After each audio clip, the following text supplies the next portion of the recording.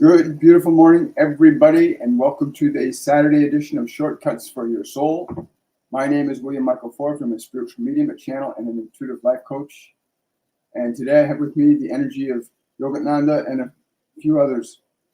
It's important that you understand the function of meditation. We're going to get into this. We're going to give people time and chance and opportunity to come in and join us. The subject today is, what if you are not the labels? What if you're not the labels? And we'll get into this as we move forward. But I wanted to say, too, that it's really important that you understand. Like in our masterclass night, Yogananda was talking to us about how you must learn how to get beyond thought.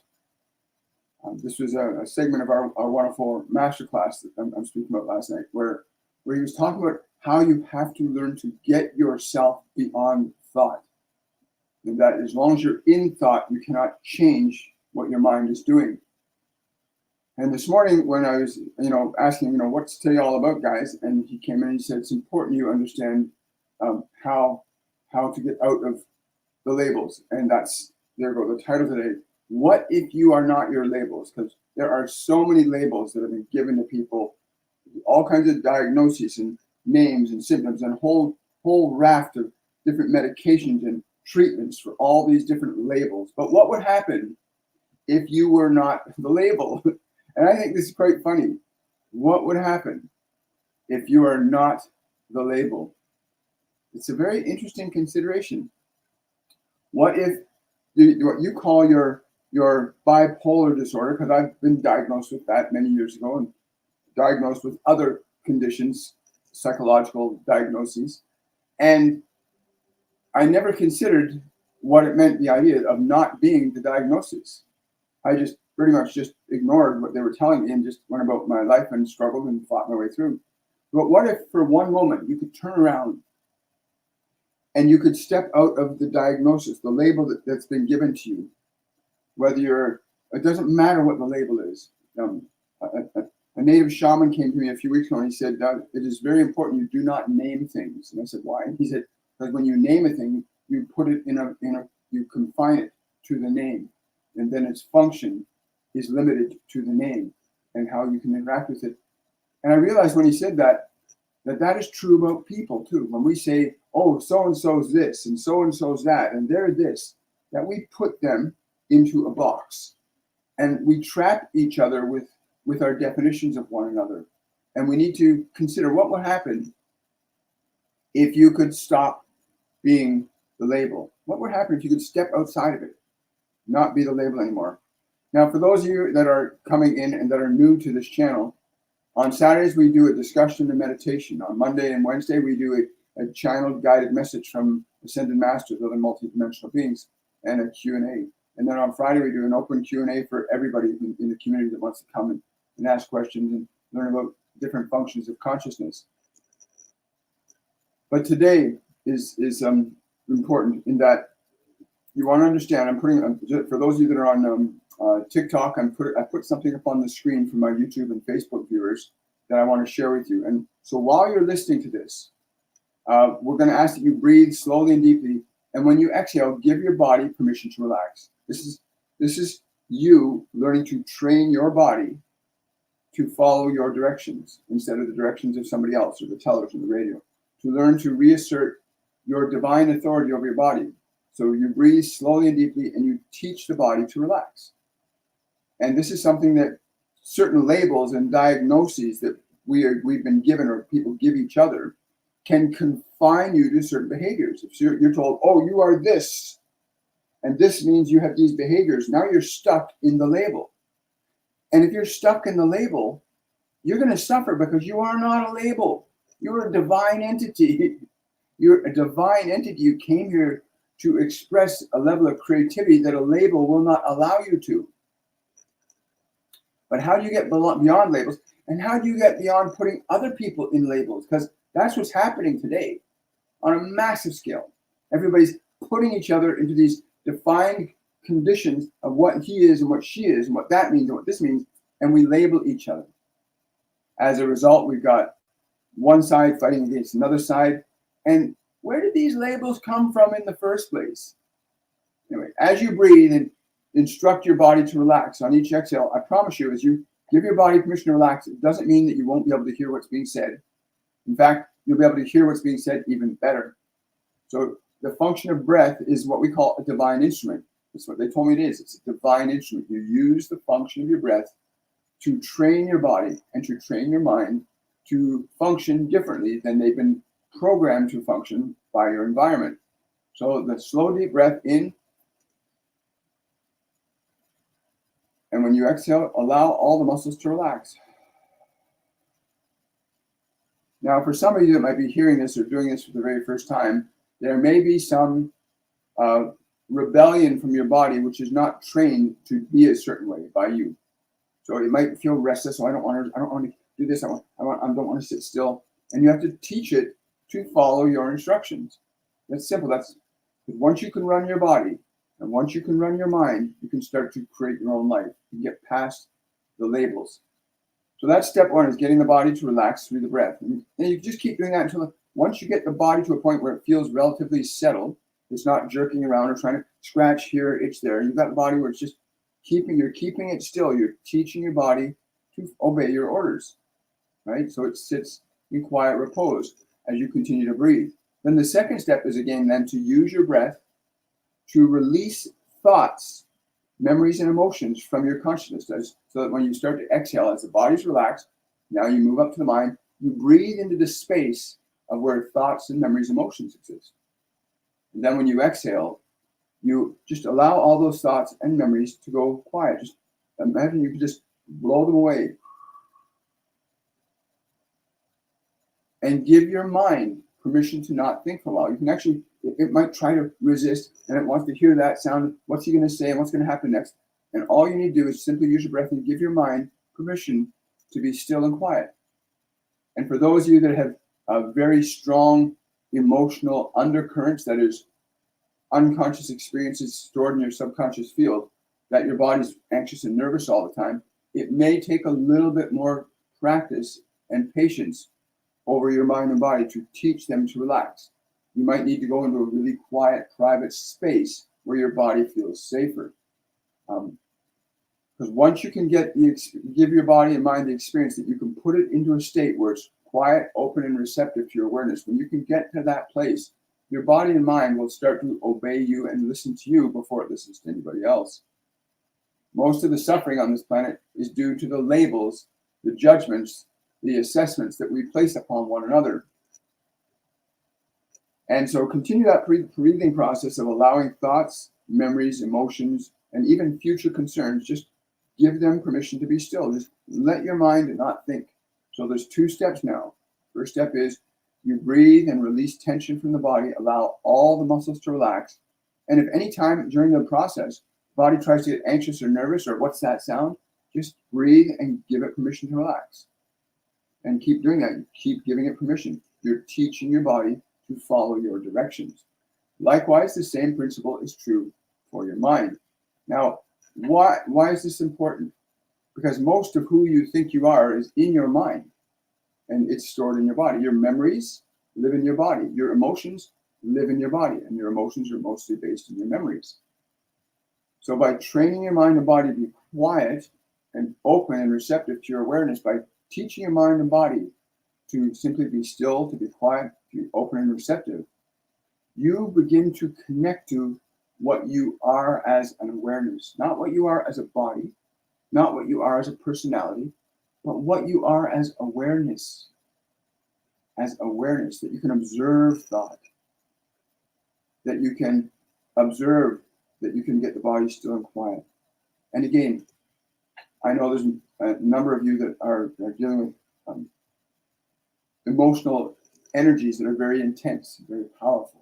But even those emotions that are really seemingly very difficult, if you are gentle and kind with them, and this is really important. If you have an emotion that's really anxious or an emotion that's really depressed, then become kind towards it.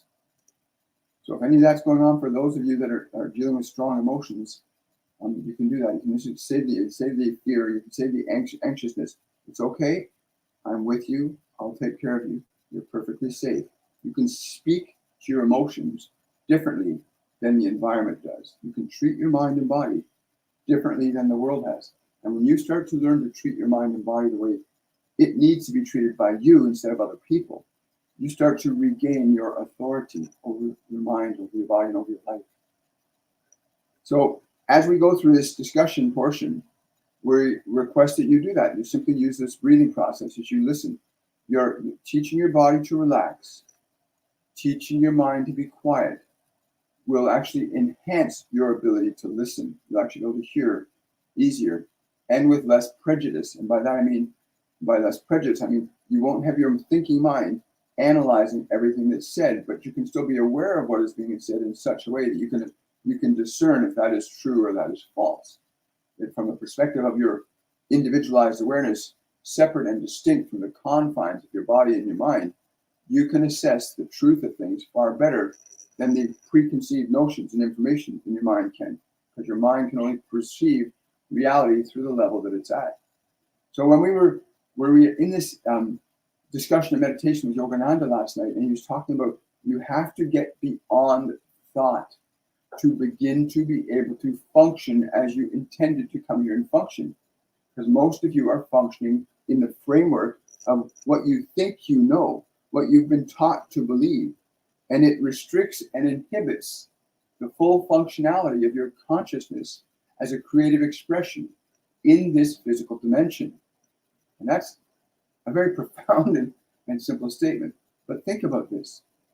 If your mind is going on all the time, or you've got beliefs and ideas about yourself, or somebody's told you are this or you are that, and that's what you are, and you believe that, now you're stuck in the label that you've been given. And you aren't designed to live as a label. You're designed to live as a creative spiritual entity, functioning creatively, playfully, and compassionately in this physical dimension. That's what you're here to learn to do, to function creatively, playfully, compassionately, excitedly, with curiosity. That's what you're actually here to learn to do. Just bring up the TikTok interface here. And so when he was saying that labels, you have to get beyond thoughts, to get beyond the labels far enough that you begin to experience who you are as a spiritual consciousness. He says that it's very difficult for us to experience ourselves as a spiritual consciousness when we're bound by the confines of our instinctual biological consciousness, or by the confines of our ego or personality, the structured identity of the conscious mind, subconscious mind, that's designed to be John or Mary or Bob or Pete or Lindsay. And those labels of personality, the name you've been given, restricts you to the functions contained within your mind. And he says it's important to learn to quiet the body, quiet the mind. When you begin to experience the stillness of your mind and the stillness of the body, and you become aware that you are aware independent of the mind and body's influence. At that point, he says, when you begin to move out of the structure of thinking mind, the remembering mind, the anticipatory mind, and you move into awareness of what you are being right now, he says that at that point, you start to move beyond the thoughts of the personality, beyond the labels, beyond the definitions that the world has placed upon your mind and body. And you can begin to formulate or connect to the essential nature of who you really are.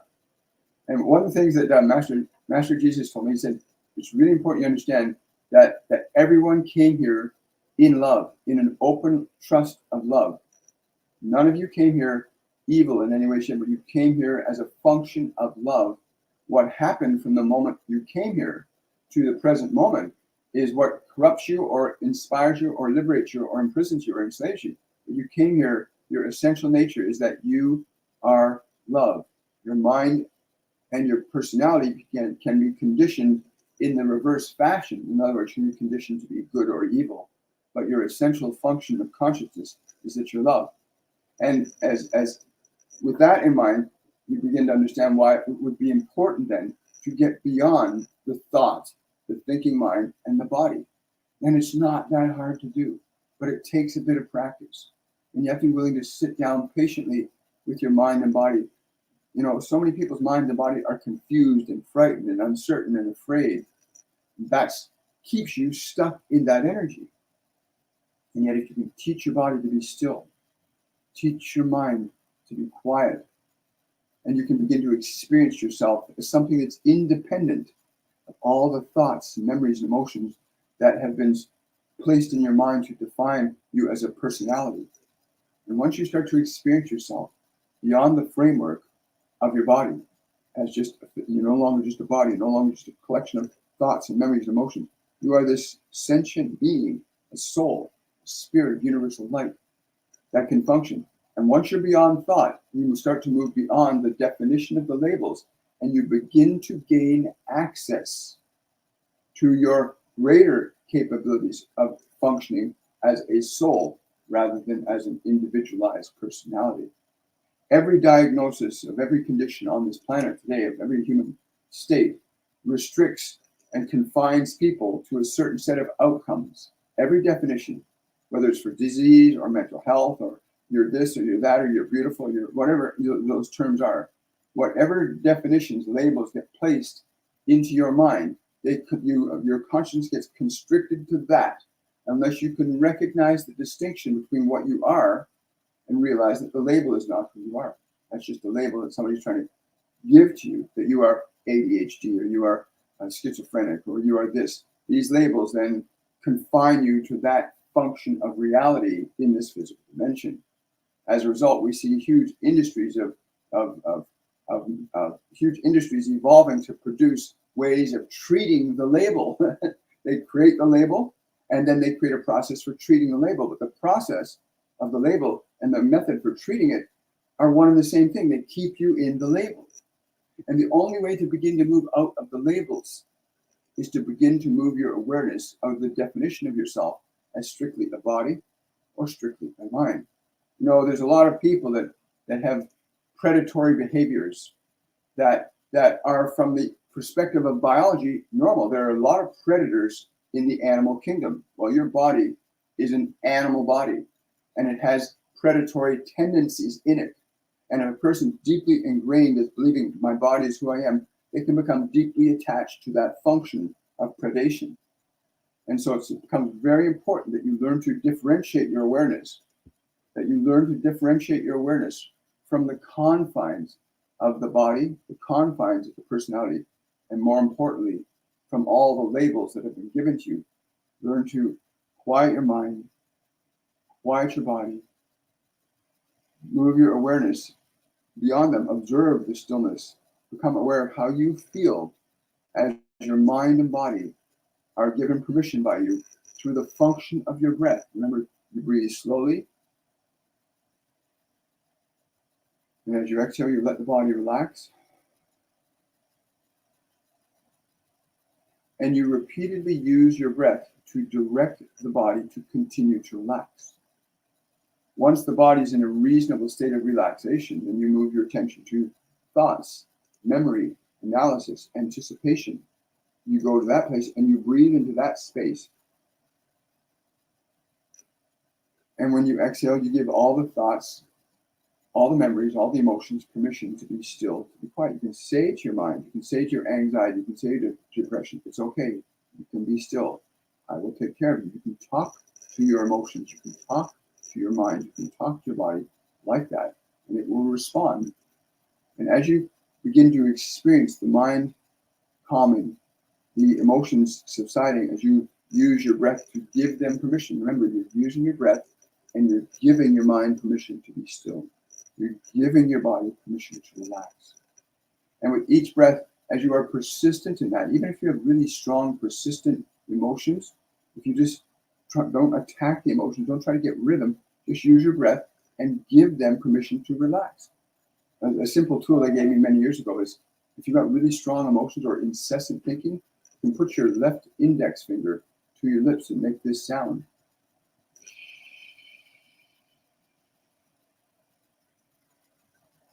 And watch what happens in there. It suddenly gets quiet. And there are ways you can teach your mind and teach your body to be still, to become quiet, open, and receptive to your awareness. As you gain proficiency with that, your awareness, what you are, begins to redifferentiate itself from the mind-body paradigm. You move into a position of consciousness where you're no longer subjective to what the mind has going on inside of it, or what the body's reactions and responses to environment. You are now moving to a position of authority. And the first step is getting your mind and your body, teaching them. You have to teach the mind, you have to teach the body to be still, to be quiet. Yes, you can find others that will show you how to do this, but ultimately it's your responsibility. It's your body, it's your mind. Don't let others dictate what you do with your mind and body. Gain personal experience with applying some of these mechanisms so that you come to know what is true, what is not true from your own personal experience, not from what other people are necessarily telling you, not even what we're telling you right now. But through the process of breathing, give your body permission to relax. Give your mind permission to be still, to not think for a while, and use the function of your breath to allow your mind to be quiet, to allow your body to relax. There's a feeling, we've seen it many, many times in our masterclasses, with people who've never meditated before, who've live in high anxiety states or very low depression states, and they go through this practice of training their mind and training their body, and it's not that difficult, and they experience a change that they've initiated by the way they interact with their mind and body differently than they normally would, and it gives them a different awareness. And once you have a different awareness of something, you can change. Once you have a different awareness of something, you can change. Now, that being said, so what Yogananda was telling me is that the function of labels is to keep you trapped in the function of labels. And getting out of the function of labels becomes very important then. How do you get out of the labels? Well, you've got to step out of them. You have to literally move your awareness out of the place where mind and body are manipulating and controlling you, so that you become the operator of your mind and body. But there are many people on this planet who will be more than happy to give you their definition of who they think you should be, rather than empowering you to discover who you already are. You know, from the moment you're born, you're told, this is your name, this is where you live, this is your birthday, this is what you look like, that's what it means. You're given all these beliefs and ideas about who you're supposed to be from the environment. And some of that can be really amazing and beautiful information, empowering and beneficial. But there's also a lot that may not be. The goal that we are presenting to you here is that you have the opportunity to differentiate yourself from the known identity of your personality, which is responsible for the existing conditions in your life. The conditions you have and the conditions that you don't have, the things that you want and the things you don't have.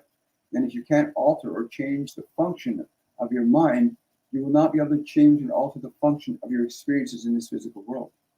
You are not your thoughts. You are not your emotions. You are not that body. You are a divine entity, an awareness here to learn the function of creation in a physical medium of consciousness that happens to use the function of energy in the form of emotions and the function of thought to generate those emotions for the purpose of creation. And so as we went through the program last night, and he took us through the meditative process of getting the mind and body quiet, and he said, once you move beyond thought, that's when you can start to access or gain information beyond what you know. When you can move outside of the thoughts that you already have in your mind, you can begin to access information beyond what your mind knows. That is, what your personality has learned from this world. You move beyond that. And when you're beyond that, you can integrate or bring in new information. This is what happens with all great inventors and artists and creators and designers and innovative people. They're able to access information beyond what they know that allows them to produce or create something new. And every single human being on this planet has that potential within them to access this realm of information beyond what you know, so that you can introduce new experiences, new opportunities, new creations, new effects in your material world. That is the purpose of this function today, this function of meditation, to get you into a position where your awareness is no longer subjective to the confines of the personality, the labels, the beliefs, the ideas, the ideologies, the philosophies, the doctrines that have been given to you to accept as true or false, the political leanings, the medical beliefs, whatever it is. These are designed to train you to awaken yourself, to arise up and out of the confines of the information that the world has imposed upon you, to draw upon a vaster source of information that can inspire you, uplift you, empower you, and give you ideas, things, and actions to do in your life that your mind cannot give you because of the confines of the labels, the beliefs, the ideas that are stored in there. That can only happen when you can learn to move beyond your conditioned thinking. And it's not that difficult a process. It may take a little bit longer for some or others, but there's a universal functionality to this, that when you use your breath in this way, and you direct your mind, you give instruction to your mind and body to relax. You give instruction to your body to be still. You give direction to your mind and body to become open and receptive to your awareness, just like an open vessel. At that point, your awareness is free from subjectivity, free from subjectivity to what you already know, all the labels, beliefs, ideas, ideologies, philosophies, doctrines that you've been given by this world. And yet, from this world, you continue to be exposed to very fixed and often limiting ideas that restrict you from fully articulating yourself. Be mindful of what you will allow to come and enter your mind. Be mindful of what you will choose to say, this is true or this is not true. For the moment you do that, the moment you say this is true or this is not true, then you say this is true, this is not true. You exclude other possibilities of a greater possibility, greater truth, greater knowledge, greater wisdom. The moment you say this is the way it is, you limit yourself to that. What we say here is that we understand that from this level of functionality of using your breathing, that certain things naturally occur when you breathe and exhale. The body naturally relaxes. That is demonstrable, and you can experience that. We also know that it's demonstrable that when you breathe and you exhale and you give your mind permission to be still, to be quiet, to become open and receptive to your awareness, that it is demonstrable that your mind can become quiet, calm, peaceful, more open and receptive, and that you as awareness can get liberated from subjectivity to the incessant activity of your mind and the functions of this world that tries to curtail you into a very specific set of actions and behaviors. Wow. So let us take 2 minutes together here. Good morning. Hi, guys. I'm sorry, I haven't said good morning, everybody, but I don't try to control what's happening here. I allow the information to flow. The way they want the information to flow is what I do.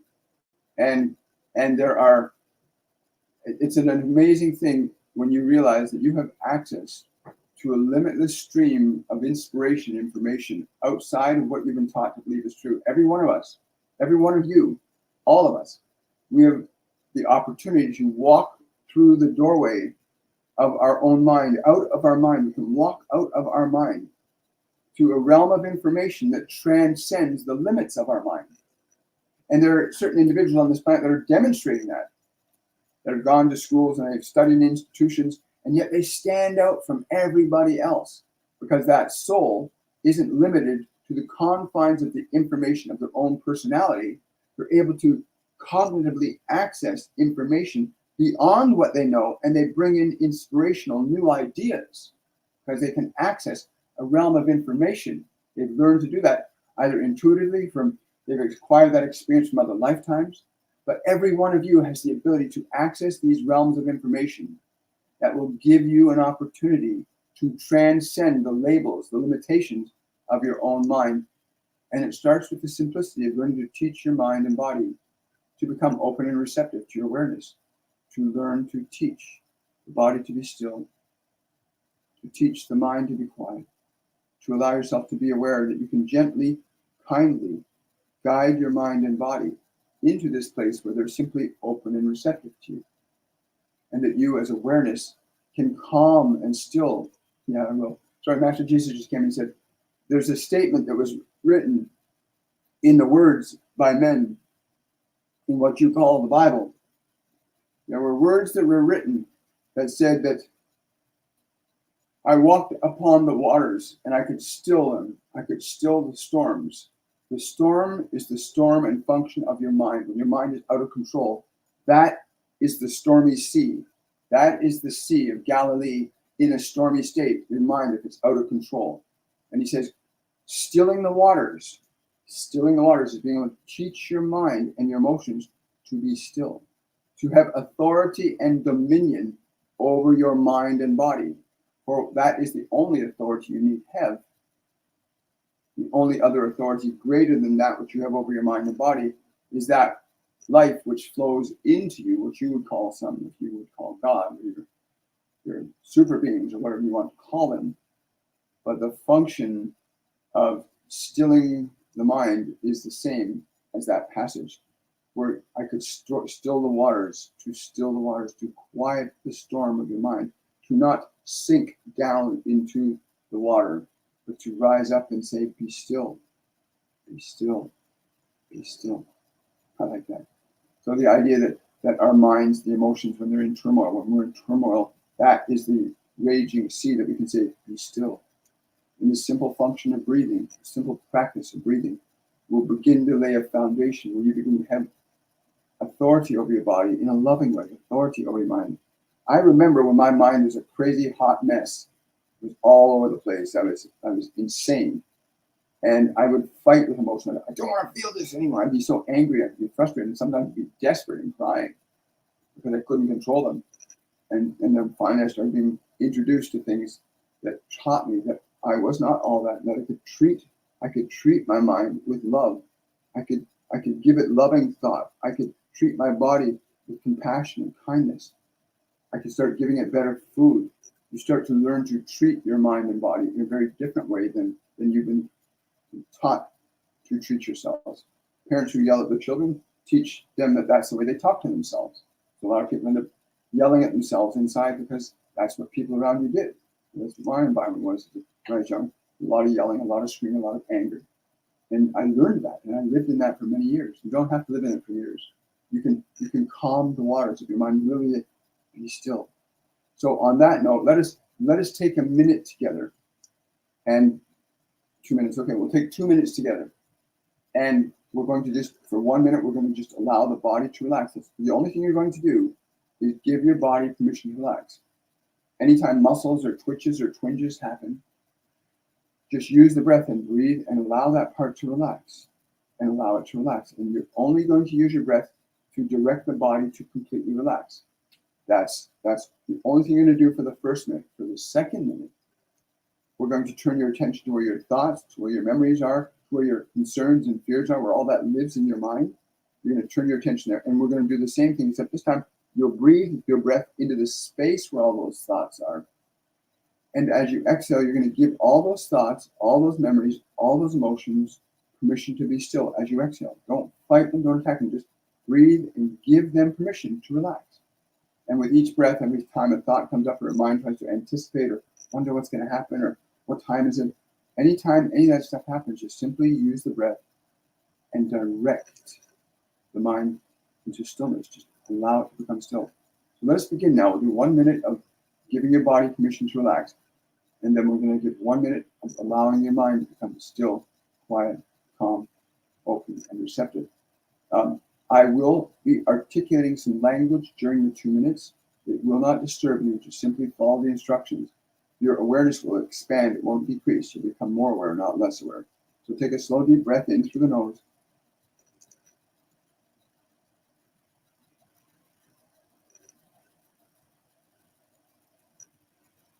And when you exhale, give all the muscles in your body permission to relax.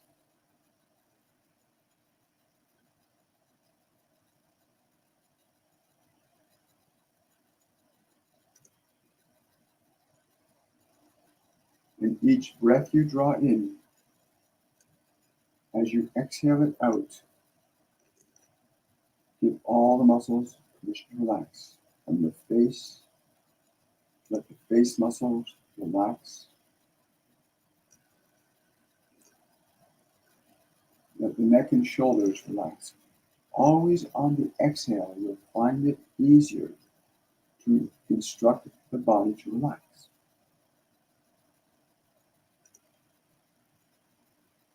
Each exhale, feel and allow the muscles to relax. Give them your permission to relax.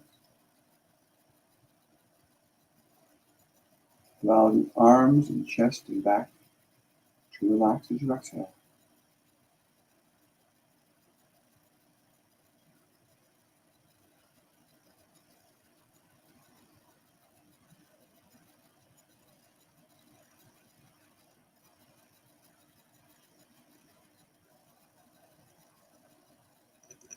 With each breath, allow the stomach, legs, and feet to relax, giving every muscle in your body permission to relax.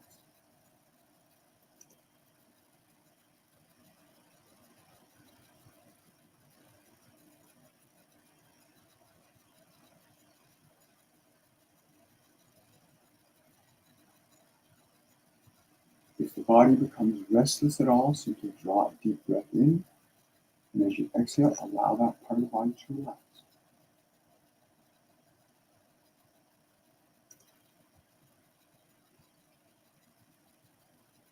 You may even say to your body, you're perfectly safe during this time.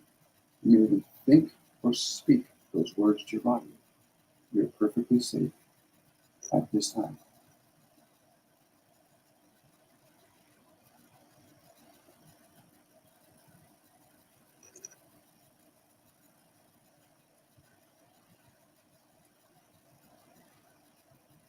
Now move your attention to the space where there's thoughts, memories, analysis, and anticipation. Just become aware of that and breathe your breath into that space where there's anticipation, thoughts, memories, and emotions. Breathe in with there.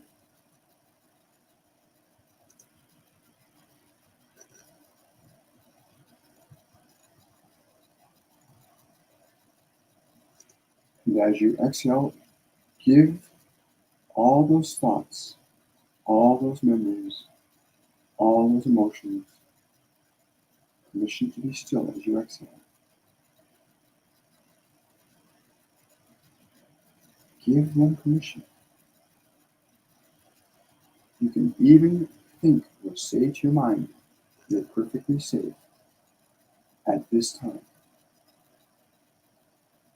Any thoughts or emotions come up, simply breathe in.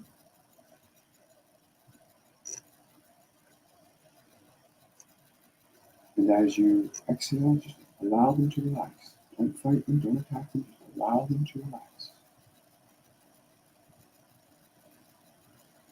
You may even make this sound in your mind to assist it in becoming naturally quiet.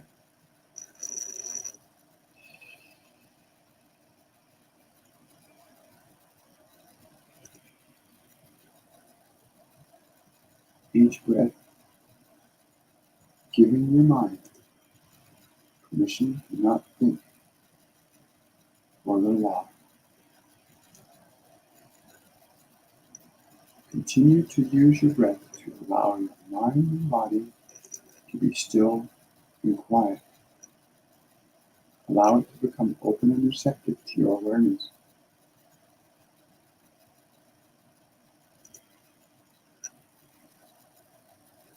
With each subsequent exhale, giving the mind and body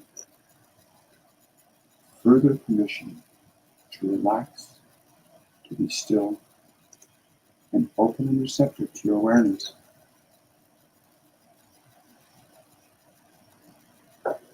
As this is happening, become aware of how you, as awareness, are feeling. How are you feeling as you give your mind and body permission to be still, to be quiet? Notice what you feel as you exhale and give your mind permission to be quiet, calm, and peaceful. Remember, you get to give it permission to be still, to be quiet, to be peaceful. Do it gently, do it kindly, do it compassionately. Be aware of how it feels going through this process. Now you can take this process and you can practice it on your own, gently Do not use force or attack towards your mind and body to get them to be quiet. Simply use your breath and gently let them relax. They're designed to follow your instructions. Again, it will differ in degree and intensity from one person to another. Some of you may have longer, more intense emotions stored in your body, and it may take a few minutes for you to give your body and for your body to feel safe enough to relax. You've got to teach your body that it's safe enough to relax. And you have to teach your mind that it doesn't have to think for a little while. It may take a little more time for some, for others less time. But for what it is for you, it will be what it is for you. Be kind, be patient, be gentle with your mind and body, for they have not been made up by you, but by the world. And you now find yourself in a position where you can now reclaim kind, loving authority over your mind and body. Instead of depending upon the world to do this for you, you have great power within you to liberate yourself from your suffering with ease and grace and kindness. You can treat your mind and body very differently than the world has treated it. But you must assume this authority. You cannot make the world be what you would demand it to be, but you can demand that your mind and body be what you need it to be open, receptive, to train your awareness to be able to become open and receptive to information beyond this physical world. There are realms of information beyond the physical world. This simple process that we enjoin with you each week is to teach you to train your mind and body to be your servants and not your master, so that you can have the natural, healthy dominion and relationship that you are by nature designed to have with your mind and body. Your mind and body are not your enemies. Mostly they have been conditioned or trained by the world around you to think and believe certain things that are detrimental to you. And it's up to you to untrain your mind and body from the way the world has trained it, to begin to gain access again to the realm of information and wisdom that's available to you outside of what you know. Because you can only receive from what you know what you know. It's from the realm of what you don't know that you can receive new information. So the function of getting past your labels, this is what this day is about. Realizing that any label that you've been given, you are this, and you are that, or you labels you give other people, you confine or get confined by the labels you accept. And they can be some really good labels. You're amazing, you're wonderful, you're so talented. There's some really good labels, but then you're still confined to being the label, not the dynamic, incredible, diverse consciousness that you're capable of being. You are not that body, you're not that mind. You have that body and you have that mind for the purpose of learning the function of creation in a physical medium of existence. Wow, let's look at some questions. Thank you so much, guys. Good morning. Hi, David. David's saying, I miss my mom. If you were here earlier in the week's show, we often say that when you find yourself suddenly thinking about somebody, it's not because you're suddenly thinking about them, it's because their energy's interacting with you. And if you pause, David, if you pause for just a brief moment, and instead of going to the feeling, I miss my mom, feel her presence with you, because that's what happened. She came to you to connect with you, and you physically remember she's not here, and you think she's missing, but she still exists in energy, in consciousness, but not as a physical body. And we all move through those levels of consciousness. We're non-physical, then we're physical.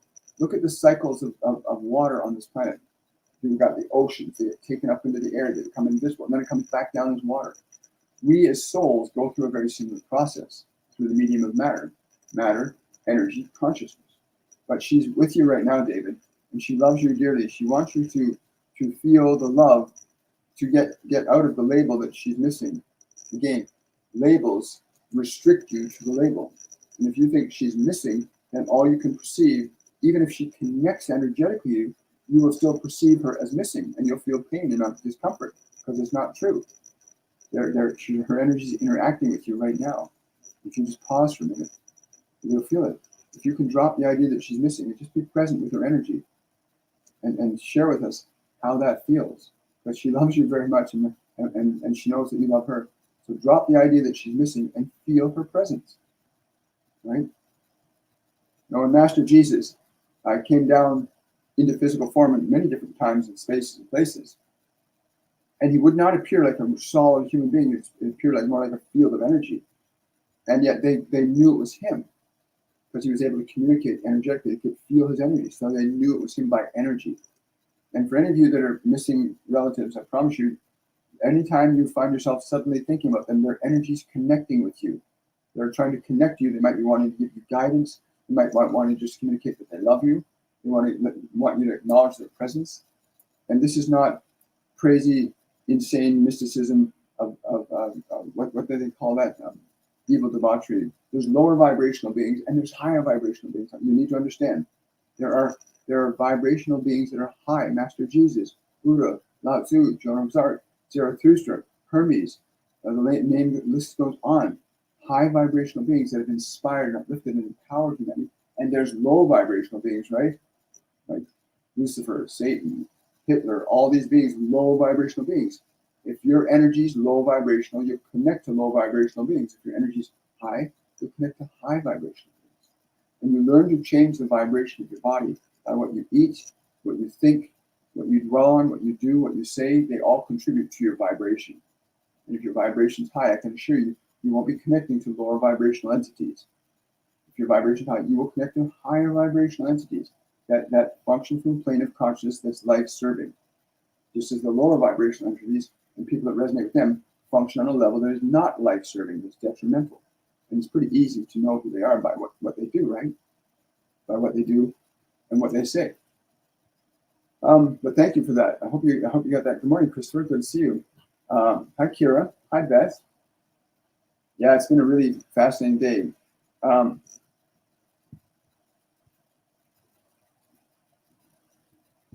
Oh, hi there. So for this guy, Zyla, who's got a name that's unpronounceable, I want to say, you might be saying that, but a judgment like that comes from a place of fear. Understand that. Any of you that would attack me or find fault with what I'm saying or doing, you are coming from a place of fear. You're not coming from a place of love or compassion or kindness, which means you're in fear. And if you're in fear, I say this to you. I give my love, my grace to you. No matter what you think, feel, or believe about me, I'm willing to extend my love to you. It doesn't matter whether you think I'm a con artist or a medium or a spiritual entity. It doesn't matter what you think of who I am. But I can tell by what you think, what vibrational state you're in. If you're coming from fear, I simply extend love to you. It's that simple. And if you want, if you need to express the vibration of fear, stop it. You're just causing yourself to suffer, and you're projecting your filth onto other people. Don't project your anger and your fear onto other people. Right? Don't do that. It's wrong. Yeah. Thank you, David.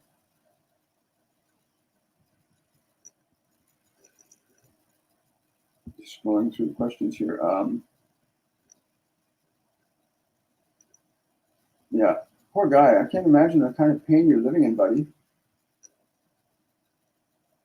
Wow. Is that what you live in? You live inside that? It's funny. I feel for you, man. For those of you that are watching, just send love. His name is, the name he uses on TikTok is Zyla Matakami.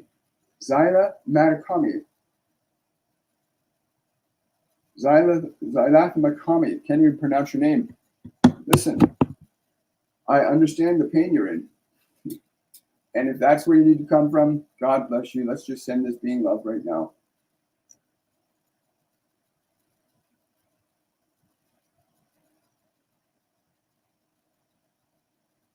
And thank you. Thank you for being present.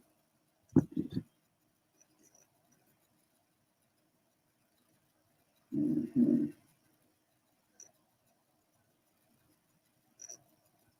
Okay, so let's go over to questions. I got time for 2 more questions. Hi, Heather. How are you doing? Love to you as well.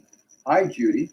I've requested to cut my hours at work so I can help watch our new granddaughter. Do you see this happening for me? Yes. Yes, if it's explained to your employer in the love that you intend it to be, it will be well received. Yes, they will understand. You must understand that they will understand if you're coming from the love that you're seeking to fulfill for your granddaughter.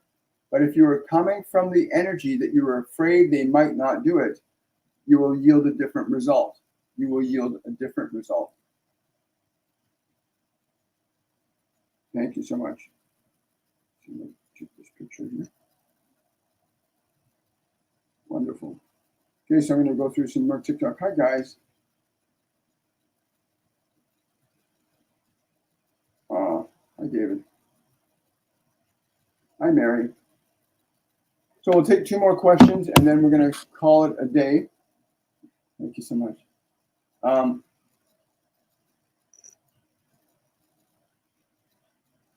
Thank you, Chris. Question from Vio. Could Pat Roberts give advice for her friend Vivian? Thank you. Well, he hasn't been on this plane for a while.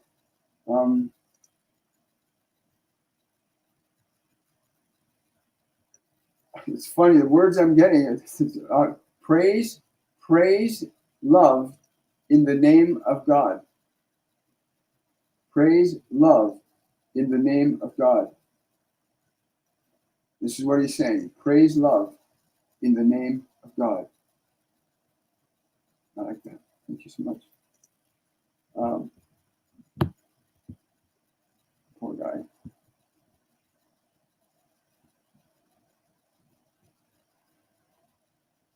Hi, guys.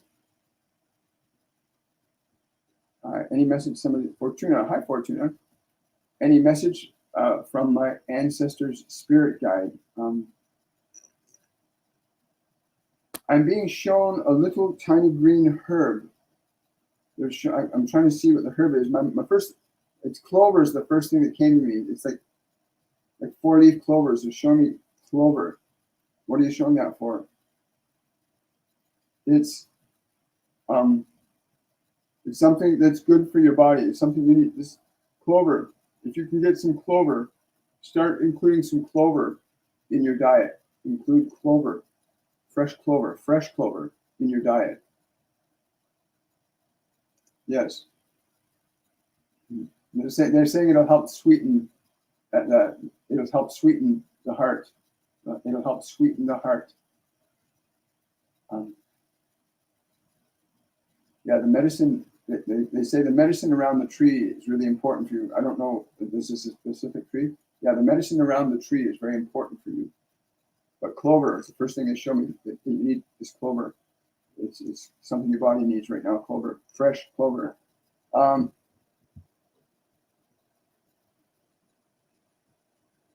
thank you for that, green-eyed girl. Really appreciate that. There's some really amazing teachers. If you want to know more about what we're doing, you go to my website, williammichaelforbes.com, and check out our upcoming 101 Beginners Masterclass, which is designed to assist a person in becoming more sensitive to the energies of the non-physical dimensions of your guides, your angels, ascended masters, your relatives that are not in physical form anymore. Remember, your body is an instrument. It's not who you are. It's an instrument that you use, right? And you have these senses of the body: sight, sound, touch, taste, smell, the 5 senses. But you have these other senses called clairvoyance, clairaudience, clairsentience, claircognizance.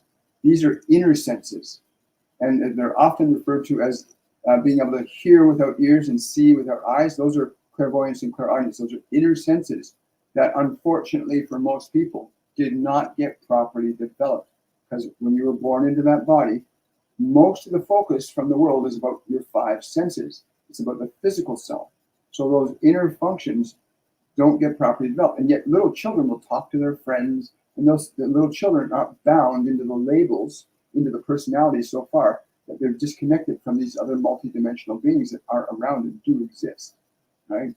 And we just have not any formal training in the world, except maybe if you go into the Middle East or into in India and other places where some of the yogis and Sufis exist, where they teach children, they teach people how to open up what they call the third eye, which is where you get to see, hear, know, and feel without the function of the senses, being the source of that knowing, that seeing, that hearing, that feeling. Very fascinating. But yeah, I think this information needs to get out to more people. So remember, if you're here, share this channel. We're live Monday, Wednesday, Friday, Saturday, and if you want, you can join us on YouTube. If you want to support the channel, you can use the super chat. If you have a question you really want to get answered. Thank you, Katie. Yeah, a lot of people. Katie's just saying, literally speaking kindly to your emotions. You watch what's going on now, and people are screaming and yelling at each other. That's because that's what's going on in their own head. And if you change the way your voice was in your head, if you change the way you talk to yourself, and who's talking to who, right? But just changing your internal tone of voice. You're feeling anxious. You say that part saying, "I'm with you. I'll take care of you. It's okay. I'm with you. I love you." If you were to communicate to your fear, your anger, right? Fear and anger are the same thing. They're just different degrees of fear, right? But yeah, just that function of talking kindly to your emotions, talking kindly to your depression, talking kindly to your anxiety, instead of going, "I hate this. I don't like this. This is uncomfortable." Instead of talking to it like that, can you imagine having somebody that is sitting beside you all the time going, "I don't like you. I hate you. I don't want to feel you anymore. I don't want you with me." Can you imagine how you would feel if you had somebody sitting beside you? Well, that's what a lot of people are doing to themselves inside their own heads.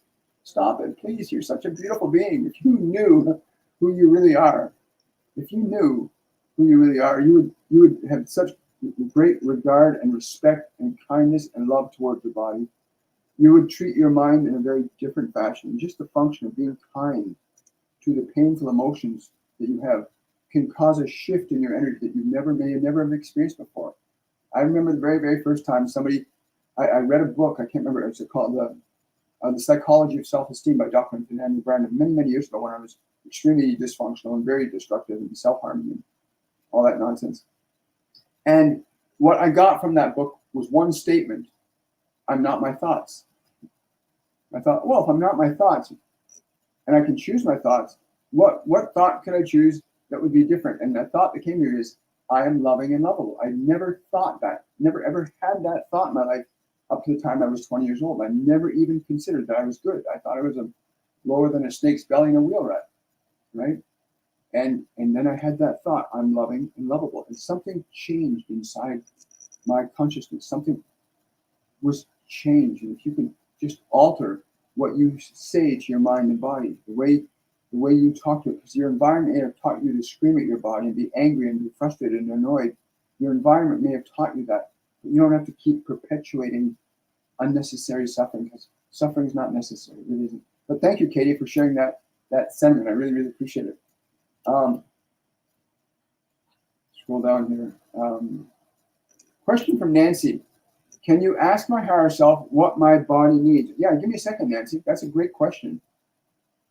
As soon as you ask the question, the first thing is they told me to reach for this, which is I got like 1.5 liters of green drink, which is like spinach and kale and a few other things, cilantro, parsley, that I drink every day.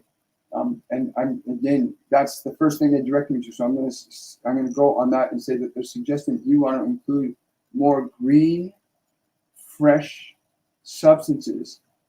Your body needs this greenery. It needs the greenery.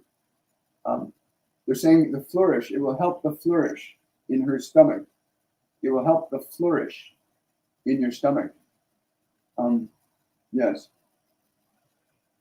Yeah. And they're saying smiling in the mirror won't hurt either. Like smiling in the mirror. How often do you smile in the mirror? I remember when I used to get up years ago, I'd get up and I look in the mirror and go, "Oh, you again." I'd be disappointed to see myself in the mirror. It took a long time to unlearn what I was taught. And it's really profound when you realize that you don't have to learn it alone. You don't have to be alone ever. You literally have guides and angels with you. Just scrolling down here. I think we're done on TikTok. I'm going to switch over here. Got time for one more question here on YouTube from Heather. Hi, Heather. Any message for me from my parents on the other side? I want you to explore something with me, Heather. If you're open to doing that, to explore this with me. Just sit down for a moment, take a deep breath, and relax your body. Okay? And as you relax your body, as you let the tension out of it, you let the body relax, let your mind relax too. Just as you breathe out, let the mind relax. And then just make sure everything relaxes up as best you can. And then as the body gets relaxed and as the mind gets more relaxed, I want you to just have the thought in your mind, Mom, Dad, can you connect with me? And as you have that thought, notice or feel anything that shifts or changes around you or within you. Just be aware of what shifts or changes around you or within you. And describe that. They are on both sides of you. They're trying to put their arms right around you, like the three of you really tight. That's what they're showing me. But feel what you feel. Just become aware. Once you release the label that they're missing, and just when you're not in a body, you can't hear physical language, okay? And when you're in a physical body, as a body, you won't hear spiritual language. You won't hear their energy. You can hear their thought. In the realm of thought, you can communicate to people that are on the other side, and they can respond to it if you can become sensitive to their energy. But please, Heather, take a moment to do that. And as you do that, just please share in the comment section anything that you observe or experience. Again, in our 101 Masterclass, we go into great practice and detail on how to become sensitive to the energy of our loved ones that are not in a physical form, right?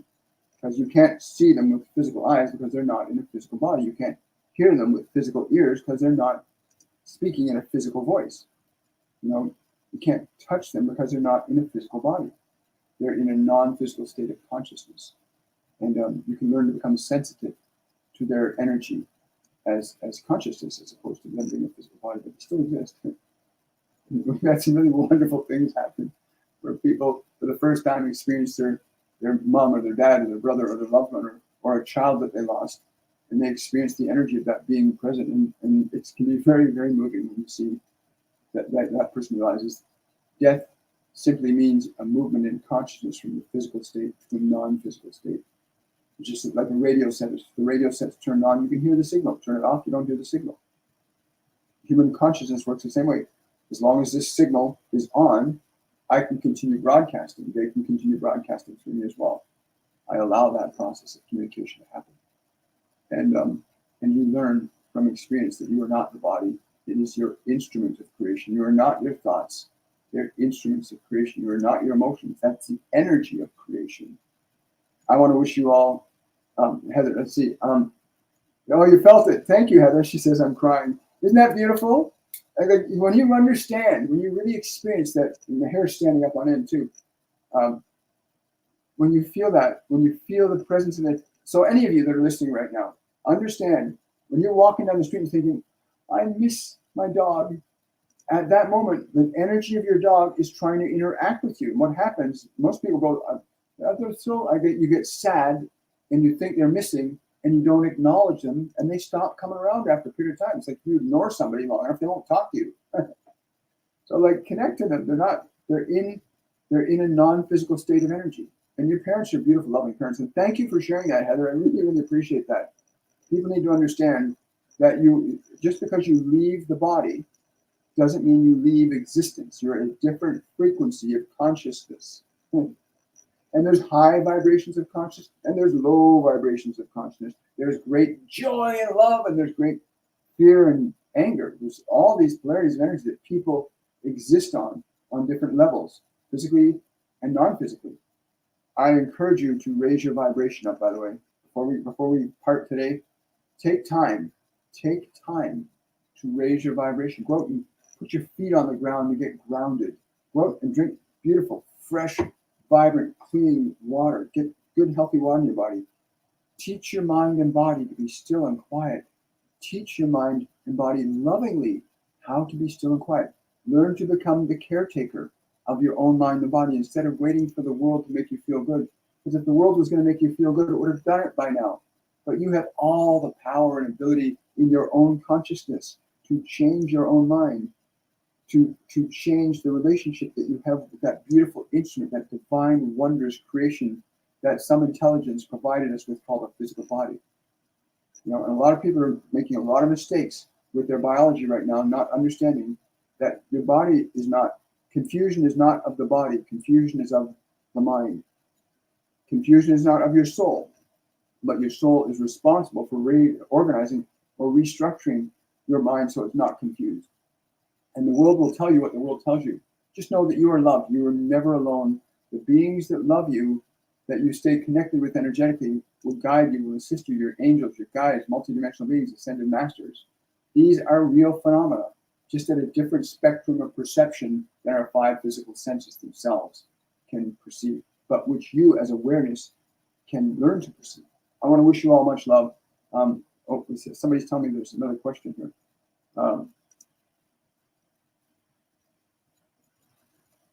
You're very welcome. So Heather, I just want to say, Heather said, I felt them a few years ago with my awakening and not felt them for a while. So thank you so much. Yes, facilitators are helpful.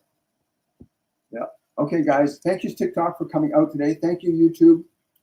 Thank you, Facebook. Thank you, everybody. Have yourselves a wonderful, a joyful day. And I will see you all on Shortcuts for Your Soul Monday edition, Monday at 10 a.m. live here on TikTok, YouTube, and Facebook. We always go live because that's how we want it to arrive. Bye, everybody. Have a wonderful day.